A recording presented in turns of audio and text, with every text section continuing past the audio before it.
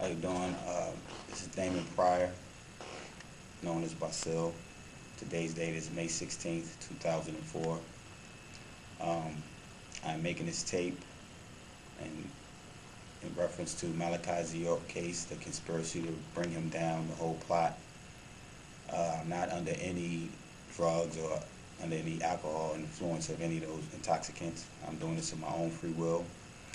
The reason why I'm doing this tape is because I have very important information that will be very helpful, or would have been very helpful, to exonerating Dr. Malachi Z. York of the alleged allegations and charges that have been brought against him. The conspiracy to bring down Dr. York was known by me in 2002. The main axis and the motive behind it was Jacob York's, also known, or is known as, his legal name is Yaqub Muhammad. The conspiracy that involved him and the numerous other ex-members of our community. It goes back, I met Jacob York in the early 90s, late 80s, as a member of the community.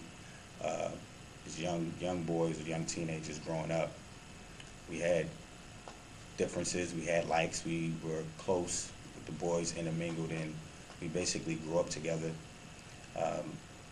We had the same interests, different things involving that young boys do at teenagers. So, and of course the friendship grew. We hung out, talked, did basic things that young brothers do in our community, or have done in our community. Jacob York, though, he had quite a personality. He was known to be very manipulative. He was known to be very egotistical and demanding, oftentimes leaning on the fact that he is Dr. York's son. And by that I mean it was easier for him to manipulate certain individuals who were loyal followers or students and of Dr. York in our community. So by that, it was easy for him to make his way, or make things happen in his favor in our community. In the mid-90s, Jacob York became very disgruntled, and his hatred grew towards his father for various reasons.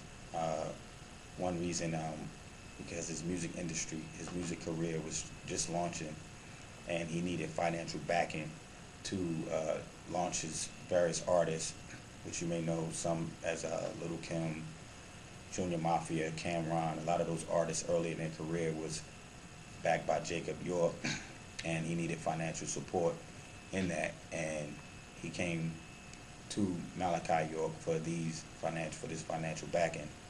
And Dr. York, told him on numerous occasions no, he couldn't do it, simply because of his reputation and his positive influence in the music industry. He was not going to put his life or his name on the line for that negative music that he so often tried to get us away from.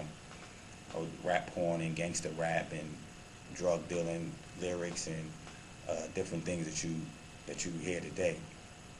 Jacob York was involved also with Junior Mafia, they're known drug dealers and hustlers and what you call gangbangers in the circuit of the music industry.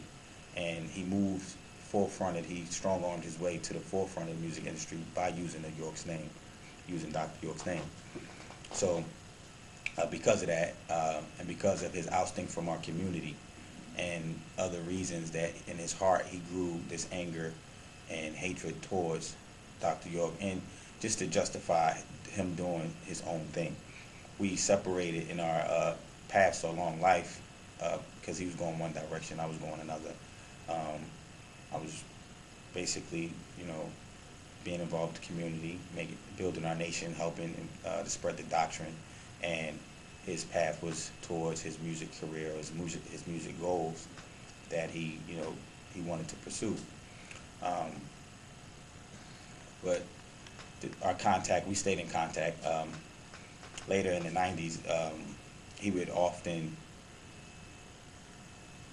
describe how, he hated his father. He would refer to him as that man, or ask certain members who he knew were maybe weak or doubtful, and influence them because he would use his son cliche, or I'm his son and I know my father and he's like this or he's like that, persuading loyal people to veer off the path in which they decided by reading the books and knowing who Dr. Malachi York is, and he would use that to gain his fans or his so-called following. And it just grew. His hatred just grew. His anger just grew. And vendetta eventually, I guess, ended his mind on how he could get his father back. For one, his mother passed, and he blamed that on Dr. Malachi York. His mother passed in his life, and his brother also passed on. And because of that, a lot of things happened mentally and emotionally for him, and he needed someone to blame. So I guess that fueled the fire of his anger, and he continued on his pursuit to slander Dr. Malachi York, bring Dr. Malachi York now.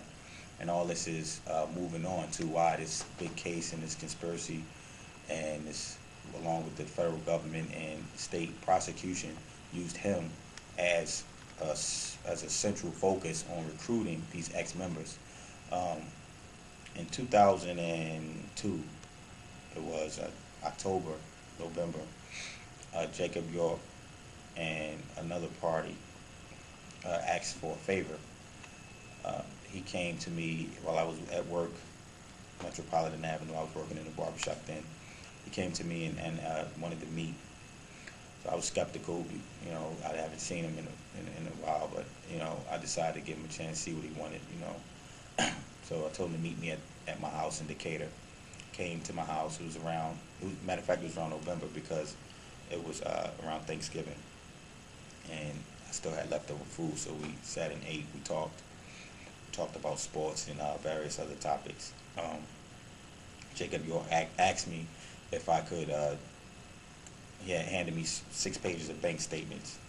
He asked me if I could add or forge these bank statements by adding higher deposits on the paper or the bank statements, to have the sum higher than what the original sum was, meaning that add more deposits to his bank transactions that was going on over the last 2 years, in order for his bank statements to appear as though he had higher or more amount of money in the sum, so he can get a loan from the bank to buy another house. And the reasons for buying this other house was because the girls that he said were moving with him were a lot of females that were moving off the land, and he named them Abigail, Atia, Ada, Esther, other females that the conversation went into the South Beach Strip that he was involved with sexually. And Jacob York he confided me certain, his sexual escapades. I guess male to male, it was an ego thing for him to brag about all his sexual endeavors and who he had sex with, who was doing this, who had the best body, who could perform sexually in different areas.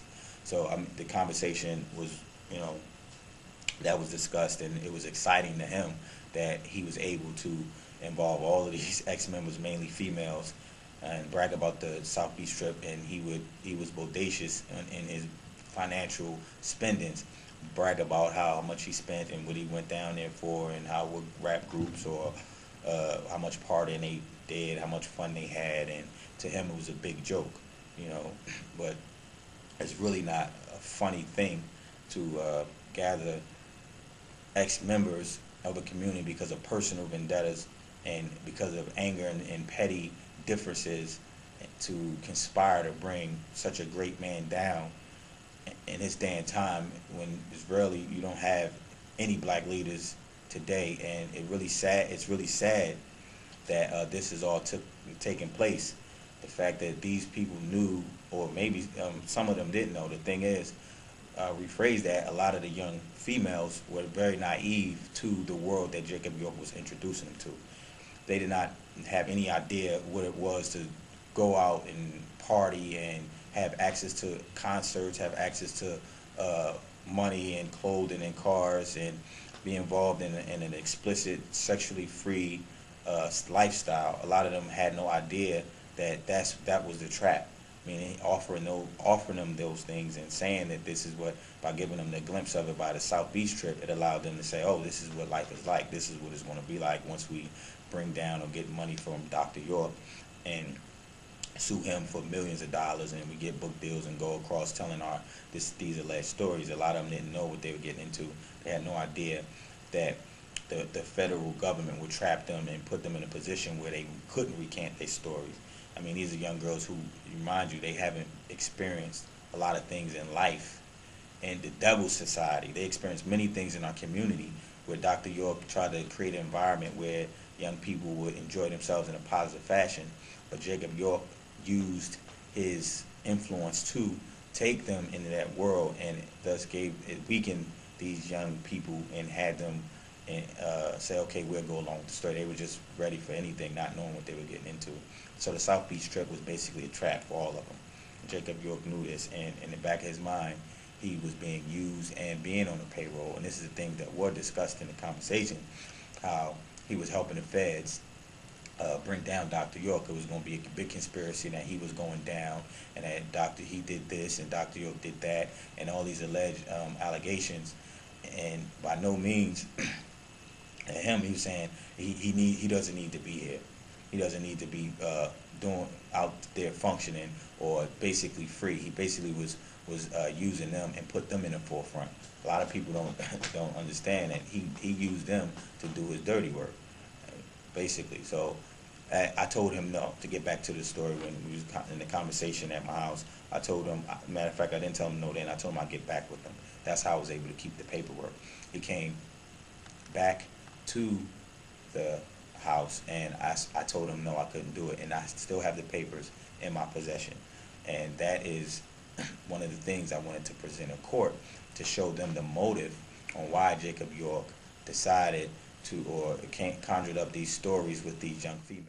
So a week later, Jacob York contacted me, we met again, and he went on to describe the house and why he needed the house. Again, he reiterated that he needed the house. It had a nice house. It had numerous bedrooms in there. He also mentioned the girls that were moving with him, such as Karima, Arlene Hardington, Esther Cole, and also how these females were a part of the conspiracy. And this is the things that he mentioned, that he definitely needed the house. The reason why he needed the house, or why he came to me with the bank statements, was because I was involved with forgery bank statements before, checks and IDs and different things like that, which I served my time for. I took full responsibility for that, and he knew I was good at those things, and so he confided in me the question of opportunity. He felt as though I would do it, so I told him no. I told him I couldn't do it, but before I told him no, I gathered information on the conspiracy, like who was involved, what girls he had, or which ones he planned on bringing to the house, and he reiterated those facts about the females and moving them off the land, and having them in his so-called nest. And these are the same females he was having sex with, and the same females that were down on the South Beach trip, the same females that made these allegations, and he was the main axis of it. And this is the testimony that it was blocked in Brunswick. I went down there to testify on the behalf of Dr. Malachi York to present the facts, to present the fact that Jacob York conjured up these false allegations, corroborated the stories in order so that they would match, and had everyone in the same boat in order to pull this off, along with the government financing him, which he told me personally that they were backing this. They were backing him financially, backing the plot, and he basically was trying to recruit me. And I told him, he knows better than that. Once he started talking that hate stuff about Dr. Malachi York, I cut him off. It was a done deal, and it was over with, as far as I'm concerned. And it's a really sad thing when you go down to Brunswick and you present the facts to exonerate this man, and then they block your testimony. It was a hurting feeling for me, because I knew about the conspiracy months before the raid, and the information that I tried to get to Doc to present him with the conspiracy, to show him that what was getting ready to take place, or what was happening, that was being blocked. So we had people conspiring from all angles about the conspiracy, and to this day, that's why I'm making the tape, to set the record straight, to put the facts out, and to make it known what I witnessed firsthand, what I heard from Jacob York's mouth. And I appreciate your time. And in conclusion, we will get through this, and the facts will be told, and the truth will set him free.